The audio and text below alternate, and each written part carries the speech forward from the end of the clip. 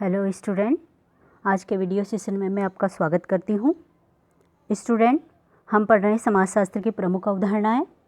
पिछले वीडियो में हमने पढ़ा था समाज और समुदाय के बारे में। आज के वीडियो में हम पढ़ेंगे समिति और संस्था के बारे में। इन्हें हम निम्न टॉपिक्स के माध्यम से स्पष्ट करेंगे। समिति का अर्थ, समिति की विशेषताएं,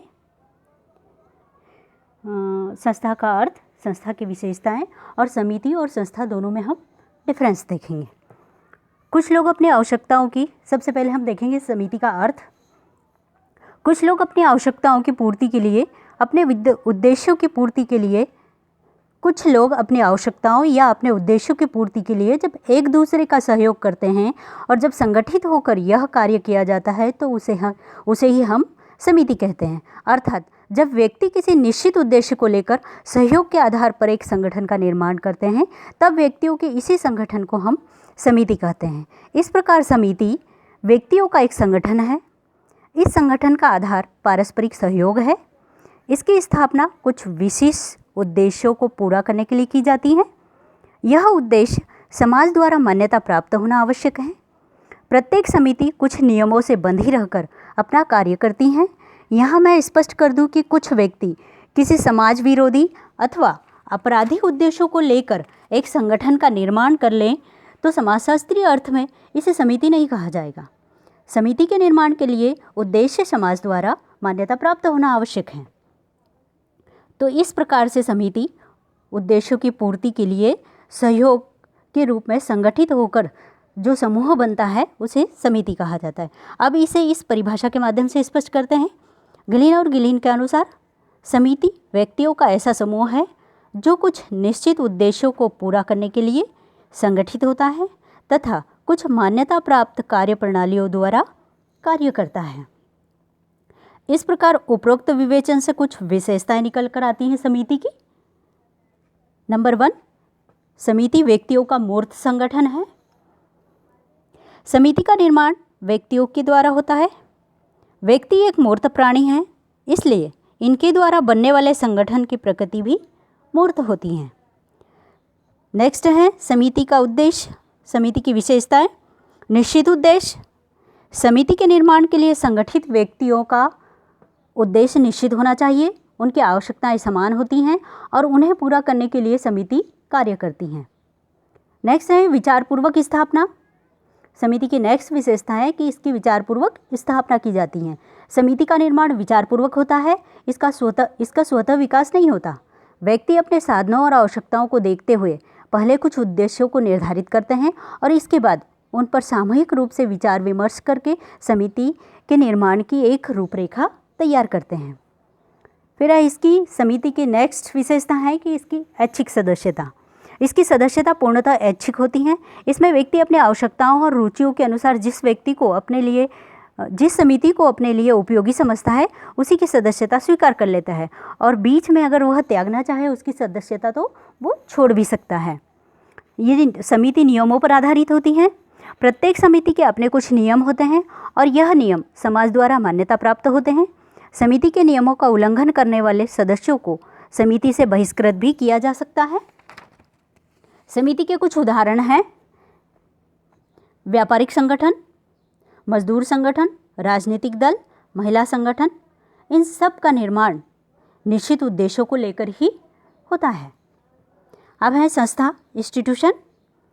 संस्था शब्द का सर्वप्रथम प्रयोग स्पेंसर ने अपनी पुस्तक फर्स्ट प्रिंसिपल में किया। बाद में समनर ने 1906 में अपनी पुस्तक फोकवेज में इसको वैज्ञानिक एवं व्यापक अर्थों में प्रयोग किया। संस्था से आशय मनुष्य की मौलिक आवश्यकताओं की पूर्ति के लिए साधन के रूप में विकसित नियमों, विधि विधानों एवं कार्य प्रणालियों का वह संगठित रूप है जो समाज द्वारा मान्य होता है। इस प्रकार जब एक विचारधारा को निश्चित ढांचा प्रदान हो जाता है तो वही संस्था कहलाती है। संस्थाओं की उत्पत्ति तो विचार से होती है, लेकिन इसका सही रूप से प्रारंभ जन रीतियों से ही माना जाता है। इस अर्थ में संस्था एक प्रकार की विधि है, रीति रिवाज है, नियमों की एक व्यवस्था है।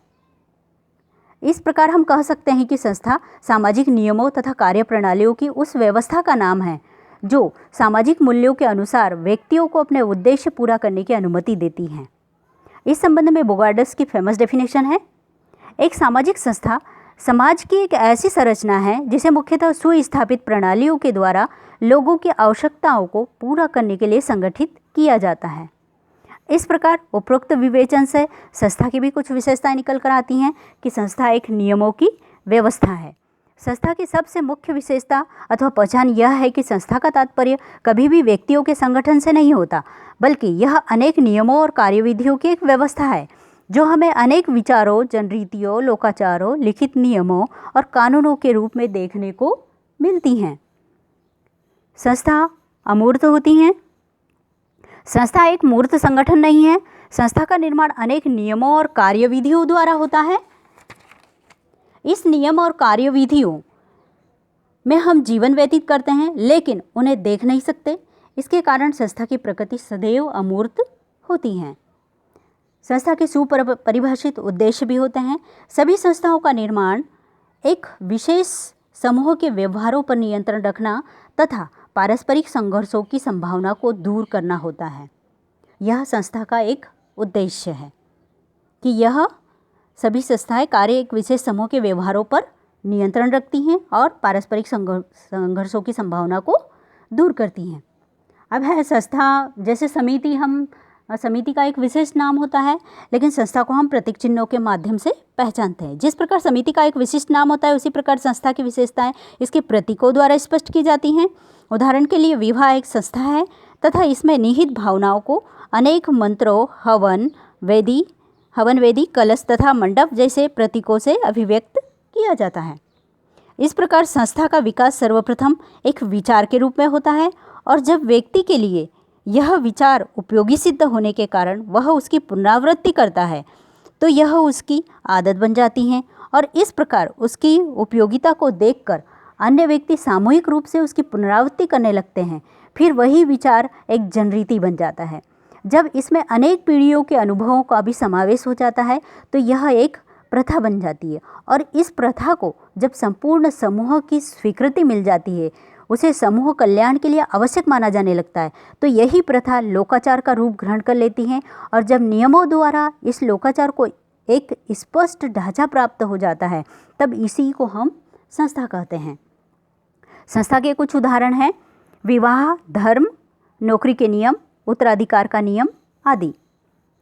विवाह अनेक नियमों और कार्यविधियों की एक व्यवस्था है जिसका उपयोग परिवार की स्थापना करने के लिए किया जाता है। इस रूप में यह एक संस्था है। इसी प्रकार एक अन्य उदाहरण गांव का। गांव एक समुदाय है। गांव के अंदर बना स्कूल एक समिति है, और स्कूल को संचालित करने वाले नियम संस्थाएं हैं। अब हम देखते हैं समिति और संस्था में अंतर। समिति व्यक्तियों का समूह होती है।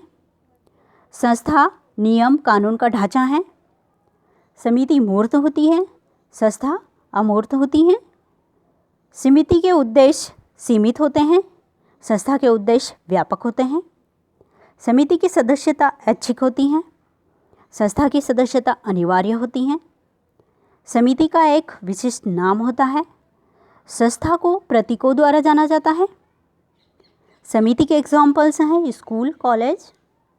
संस्था के एग्जाम्पल्स हैं विवाह, धर्म। सो स्टूडेंट्स, इस प्रकार हमने समिति और संस्था को स्पष्ट किया। मिलते हैं नेक्स्ट वीडियो में न्यू टॉपिक के साथ। Thank you.